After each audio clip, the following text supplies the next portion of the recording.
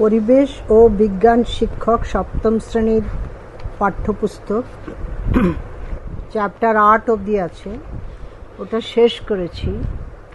এরপরে নতুন পাঠ্যক্রম অনুযায়ী অধ্যায় ভিত্তিক নতুন ধরনের প্রশ্ন সংকলন অধ্যায় 1-এর প্রশ্ন পড়ছি। ভৌত পরিবেশ অধ্যায় 1। বেমানান শব্দ বা নামটিকে খুঁজে বার করো। প্রতিটি প্রশ্নের জন্য 1 নম্বর। তাপ, গলন, কঠিনীভবন, বাষ্পীভবন, ঊর্ধ্বপাতন। এটা হচ্ছে কঠিনীভবন। এটি বাদে বাকিগুলি পদার্থের উচ্চ অবস্থান্তর, সেই জন্য এটা। 2 নম্বর। প্রাথমিক অন্তর, গৌণ অন্তর, ঊর্ধ্ব স্থিরাঙ্ক, নিম্ন স্থিরাঙ্ক। গৌণ অন্তর, গৌণ অন্তর ছাড়া বাকি 3টে থার্মোমিটারের সঙ্গে সম্পর্কযুক্ত। 3 সেলসিয়াস স্কেল, কাঠের scale, Fahrenheit scale, Kelvin scale. কাঠের স্কেল, এটা ছাড়া বাকি সবগুলো কাঠের স্কেল উষ্ণতার প্রধান 3টি স্কেলের অন্তর্ভুক্ত নয়, উষ্ণতা মাপা যায় না। 4 joule, Celsius, Kelvin, Fahrenheit. Joule, joule তাপের একক, বাকি 3টি তাপমাত্রার একক। 5 স্পিরিট, জল, পেট্রোল, ইথার। জল হবে কারণ বাকিগুলো উদ্বায়ী, অধিক উদ্বায়ী তরল। তারপরে স্তম্ভগুলির মধ্যে সম্পর্ক স্থাপন করো। প্রতিটি সম্পর্ক স্থাপনের জন্য 1 নম্বর। এ স্তম্ভ, বি স্তম্ভ, সি স্তম্ভ। 1 নম্বরে উষ্ণতার সঙ্গে ই বস্তু, আর সি স্তম্ভের 2 নম্বর তাপীয় অবস্থা, বস্তুর তাপীয় অবস্থা। 2 নম্বর তাপের একক, তাপের একক হচ্ছে এফ, সিজিএস পদ্ধতি। তারপরে 4 ক্যালোরি, ক্যালোরি। তারপরে 3 নম্বর নিম্ন স্থিরাঙ্ক, নিম্ন স্থিরাঙ্ক বি 273। এটা 3 কেলভিন স্কেলে নিম্ন স্থিরাঙ্ক হচ্ছে কেলভিন 273। 4 তাপ, 4-এ তাপ, তাপে সি, সিতে হচ্ছে বিশেষ রূপ, আর 6 শক্তি। তারপরে ঊর্ধ্ব স্থিরাঙ্ক 5-এ ঊর্ধ্ব স্থিরাঙ্ক ডি, ডিতে 100 ডিগ্রি। তারপরে সি স্তম্ভতে সেলসিয়াস স্কেল 1-এ আছে সেলসিয়াস। তারপরে 6 এস আই, এ হচ্ছে তাপের একক। তারপরে এস আই হচ্ছে তাপের একক, তাপের একক। তারপরে 5 হচ্ছে জুল, জুল। আবার 2 নম্বর কোশ্চেন, ঊর্ধ্ব স্থিরাঙ্ক, ঊর্ধ্ব স্থিরাঙ্ক এফ 373 ডিগ্রি। আর তারপরে কেলভিন, কেলভিন স্কেল। 2 নম্বর তাপ, সিতে আছে পরিমাপক যন্ত্র। তারপরে আছে ক্যালোরিমিটার। 3 নম্বর নিম্ন স্থিরাঙ্ক 32 ডিগ্রি। 5-এ আছে ফারেনহাইট স্কেলে 32 ডিগ্রি হচ্ছে নিম্ন স্থিরাঙ্ক। 4-এ উষ্ণতা, উষ্ণতা এ হচ্ছে থার্মোমিটার, আর 6 হচ্ছে পরিমাপক যন্ত্র। 5 বৈদ্যুতিক হিটার, বৈদ্যুতিক হিটারের উৎপন্ন তাপের কারণ। তারপরে 2 নম্বরে আছে তড়িৎ শক্তি। 6 তরল, ইতে আছে তাপমাত্রা হ্রাস, বাষ্পায়ন পদ্ধতি। তারপরে আমি কে লেখো। আমি তাপমাত্রা মাপার যন্ত্রের সঙ্গে সম্পর্কিত। আমার নিম্ন স্থিরাঙ্ক 0 ডিগ্রি।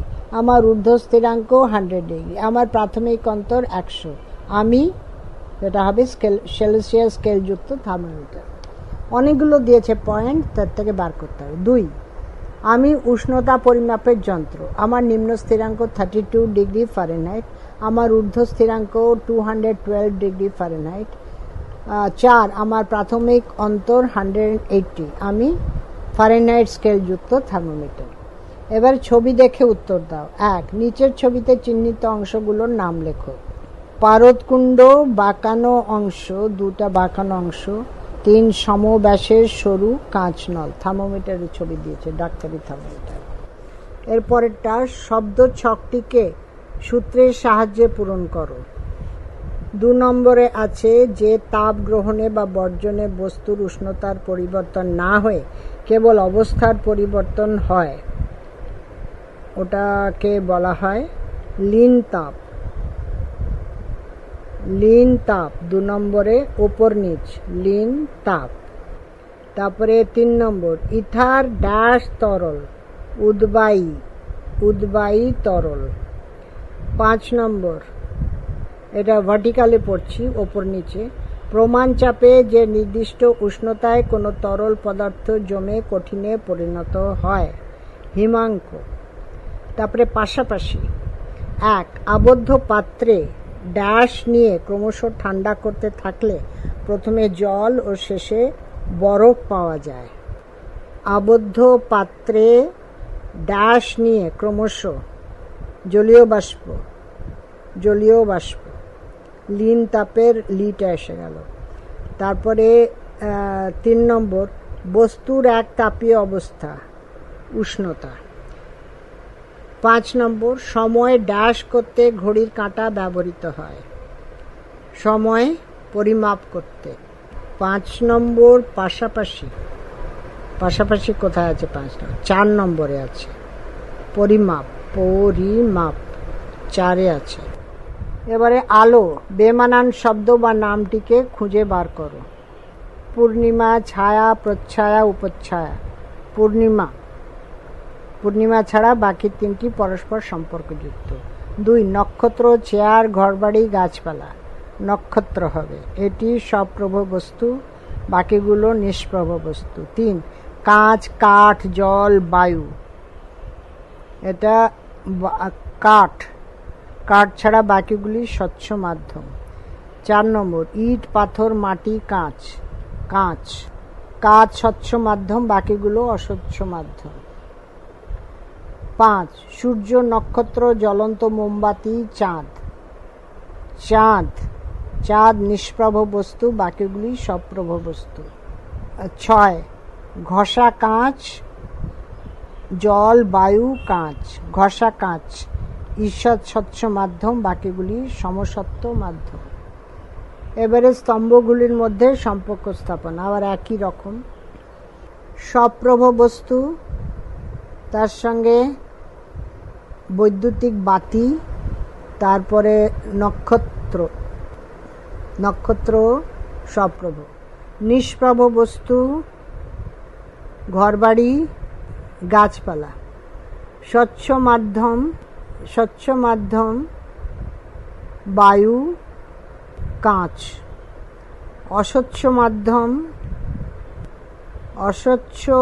মাধ্যম, এটার হচ্ছে ইট, তারপরে 1, পাথর। ঈষৎ স্বচ্ছ মাধ্যম, ঘষা কাঁচ, তৈলাক্ত কাগজ। 6, অসমসত্ব মাধ্যম, কোয়ার্টস, আর এখানে অভ্র। এইভাবে আরেকটা আছে। তারপরে আবার আমি কে লেখো। 1, আমি সাদা বা বহুবর্ণী মিশ্র আলোর বিচ্ছুরণের ফলে সৃষ্ট। আমি বিভিন্ন বর্ণযুক্ত আলোর পটি, মানে ব্যান্ড। 3 নম্বর, আমার রঙিন পটিতে নিচের দিক থেকে উপরের দিকের বর্ণগুলি হলো বেগুনি, নীল, আকাশী নীল, সবুজ, হলুদ, কমলা এবং লাল। বিভিন্ন বর্ণের আলোর উপরিপাতন অনুসারে আমি 2 প্রকার, শুদ্ধ ও অশুদ্ধ। আমি কে? বর্ণালী। শব্দ ছকটিকে সূত্রের সাহায্যে যোগ করো। ওপর নিচ, গাছের খাদ্য তৈরির কারখানা, কি হবে? পাতা হবে। তারপরে 2 নম্বরে আছে সূচিচ্ছিদ্র ক্যামেরায় গঠিত বস্তুর প্রতিকৃতি সর্বদা ড্যাশ হয়, উল্টো হয়। 3 নম্বরে আছে আলো ড্যাশ ভাবে প্রতিফলকের ওপর পড়লে প্রতিফলন কোণের মান 0 হয়, লম্ব হয়। 4 সালোক সংশ্লেষের ফলে যে গ্যাস উৎপন্ন হয় সেটা হলো অক্সিজেন। আর পাশাপাশি আছে সূচিচ্ছিদ্র ক্যামেরার বাক্সের ভেতরের দেয়ালগুলি কালো রঙের হয় বলে প্রতিকৃতির ড্যাশ বাড়ে, উজ্জ্বলতা বাড়ে। 5 আপতন কোণ ও ড্যাশ কোণ পরস্পর সমান, প্রতিফলন কোণ পরস্পর সমান। এরপরে চুম্বক, বেমানান শব্দ বা নামটিকে খুঁজে বার করো। লোহা, আলনিকো, নিকেল, তামা ছাড়া বাকিগুলোকে চুম্বক আকর্ষণ করে। 2 বরফ, কাগজ, কোবাল্ট, কাঁচ। কোবাল্ট চৌম্বক পদার্থ, বাকিগুলি নয়। 3 তামা, ইস্পাত, নিকেল, কাঁচা লোহা অস্থায়ী চুম্বকের উপাদান, বাকিগুলি নয়। 4 কপার, ম্যাঙ্গানিজ, লোহা, অ্যালুমিনিয়াম। লোহা ছাড়া বাকিগুলো অচৌম্বক পদার্থ। 5 অ্যান্টিমনি, বিসমাথ, টিন, দস্তা। টিন পরাচৌম্বক পদার্থ, বাকিগুলি তিরস্চৌম্বক পদার্থ। স্টিল অয়স্চৌম্বক পদার্থ, বাকিগুলি পরাচৌম্বক পদার্থ। স্তম্ভগুলির মধ্যে সম্পর্ক স্থাপন করো। প্রতিটি সম্পর্ক স্থাপনের জন্য 1 নম্বর। আবার ওই টাইপের। তারপরে আমি কে বলো আবার আছে। আমি লোহাকে আকর্ষণ করি, আমি নিকেলকে আকর্ষণ করি, আমি কোবাল্টকে আকর্ষণ করি, আমি আমার দিক নির্দেশক ধর্ম আছে, আমি অ্যান্সার হবে চুম্বক। তারপরে আবার ওপর নিচ পাশাপাশি দেওয়া আছে একটা কোশ্চেনে। আমি কোশ্চেনের টাইপগুলো খালি বলে দিচ্ছি। এরপরে তড়িৎ, বেমানান শব্দ খুঁজে বার করো। সোনা, রূপা, রাবার, তামা। রাবার ছাড়া বাকিগুলি তড়িতের সুপরিবাহী। তারপরে কাগজ, কাঁচ, কাঠ, লোহা ছাড়া বাকিগুলি তড়িতের অপরিবাহী। 3 লেড অ্যাসিড সঞ্চয়ক কোষ। লেড অ্যাসিড সঞ্চয়ক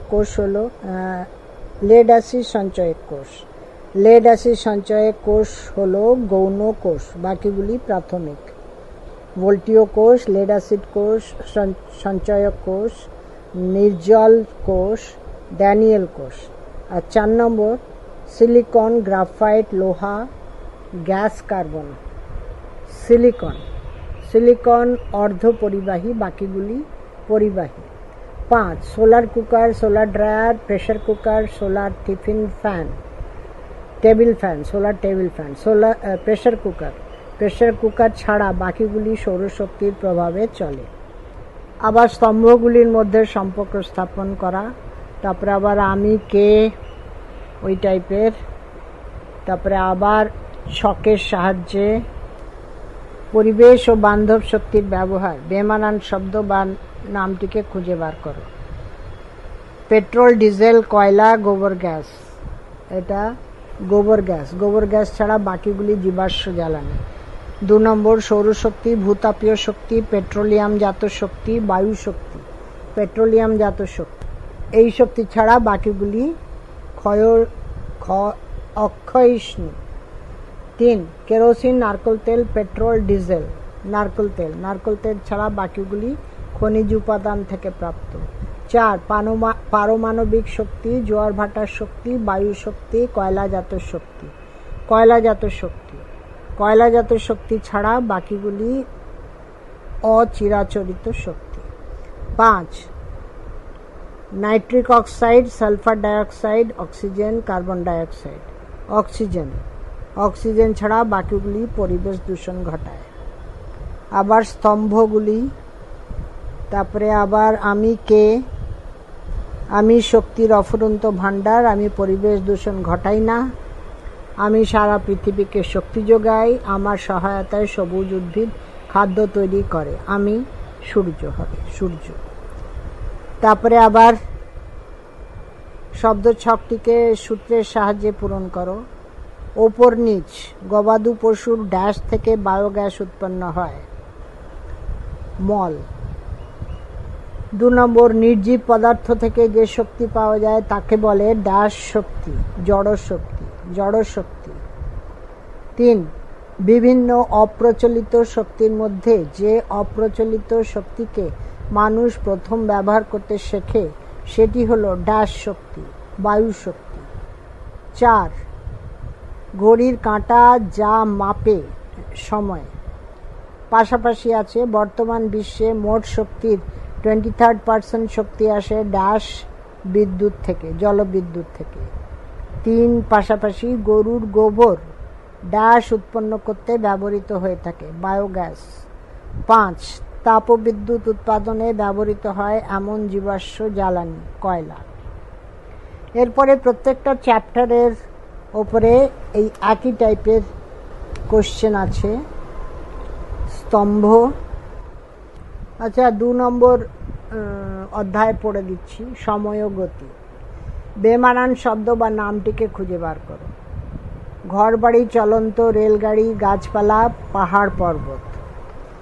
এটা বেমানান শব্দ হচ্ছে, বেমানান শব্দ হচ্ছে গতি না, ঘরবাড়ি, চলন্ত রেলগাড়ি, গাছপালা, পাহাড় পর্বত, এগুলোর মধ্যে বেমানান হচ্ছে চলন্ত রেলগাড়ি। চলন্ত রেলগাড়ি গতিশীল, বাকিগুলো স্থির বস্তু। 2 নম্বর, নদী, স্রোত, উড়ন্ত পাখি, বিদ্যালয় গৃহ, উড্ডীয়মান বিমান। বিদ্যালয় গৃহ, বিদ্যালয় গৃহ স্থির, বাকিগুলো গতিশীল। 3 নম্বর, সেলাই মেশিনের সূচের গতি, দেয়াল ঘড়ির পেন্ডুলামের গতি, দোলনায় চড়া আরোহীর গতি, বৃষ্টির ফোঁটার গতি, বৃষ্টির ফোঁটার গতি। এটি হলো সরল চলনে গতিশীল বস্তু, বাকিগুলি হলো পর্যাবৃত গতিতে গতিশীল বস্তু। 4, সোজা রেল লাইন বরাবর ট্রেনের গতি, চরকার ঘূর্ণন, ঘুরন্ত লাট্টুর গতি, বায়ুকলে পাখার ঘূর্ণন। এটা হবে সোজা রেল লাইন বরাবর ট্রেনের গতি, কারণ সোজা রেল লাইন বরাবর ট্রেনের গতি হলো সরল চলনে গতিশীল বস্তু, বাকিগুলি আবর্ত গতিতে গতিশীল বস্তু। 5, বৈদ্যুতিক পাখার গতি, পৃথিবীর বার্ষিক গতি, অভিকর্ষের প্রভাবে উল্লম্বভাবে পতনশীল পাথর খণ্ডের গতি, সাইকেল চাকার ঘূর্ণন। এটা পতনশীল পাথর, অভিকর্ষের প্রভাবে উল্লম্বভাবে পতনশীল পাথর খণ্ডের গতি এটা হবে। এটার গতি হলো চলন গতি, বাকিগুলো আবর্ত গতি বা ঘূর্ণন গতি। এবারে স্তম্ভগুলো, আবর্ত গতি, তার সঙ্গে গতিশীল বস্তু আর চরকার ঘূর্ণন। বৃষ্টির ফোঁটার গতি, বৃষ্টির ফোঁটার গতি সরল চলন, গতিশীল বস্তু। 3, অতিক্রান্ত দূরত্ব, অতিক্রান্ত দূরত্ব এফ, দ্রুতি ইন্টু সময়। তারপরে 2, স্কেলার রাশি। 4, নিউটনের প্রথম গতিসূত্র, বস্তুর জাড্য, বস্তুর জাড্য, এটা 4 নম্বর বলের সংজ্ঞা। 5, নিউটনের দ্বিতীয় গতিসূত্র, বি আর 4, বিতে ভরবেগ সম্বন্ধে ধারণা, 4 বলের পরিমাপ। 6, প্রযুক্ত বল ডি, বস্তুর ভর ইন্টু বস্তুর ত্বরণ। আর 6, ভেক্টর রাশি। এবারে আমি কে, কোনো বস্তুতে বল প্রয়োগ করলে আমাকে পাওয়া যায়। আমি 2 প্রকার, চলন ও ঘূর্ণন। আমি হলাম সময়ের সাপেক্ষে কোনো গতিশীল বস্তুর অবস্থানের পরিবর্তন, আমি গতি। শব্দ ছকটিকে সূত্রের সাহায্যে পূরণ করো। ওপর নিচ। 1, বৃত্তপথে এক স্থান থেকে যাত্রা শুরু করে পুনরায় সেই স্থানে ফিরে এলে ড্যাশ হয়, স্মরণ হয়। 2 সময়ের সাপেক্ষে বস্তু স্থান পরিবর্তন করলে তার অবস্থাকে ড্যাশ বলে, গতি বলে। আবার পাশাপাশি ঘড়ির কাঁটা যা মাপে সময়, তারপরে সময়ের সাপেক্ষে বেগ পরিবর্তনের হারকে ড্যাশ বলে, এটা 3 নম্বর ত্বরণ। 4 নম্বর সময়ের সাপেক্ষে বস্তু স্থান পরিবর্তন না করলে তার অবস্থাকে যা বলে, স্থিতি। এটা পেজ 286 পড়লাম।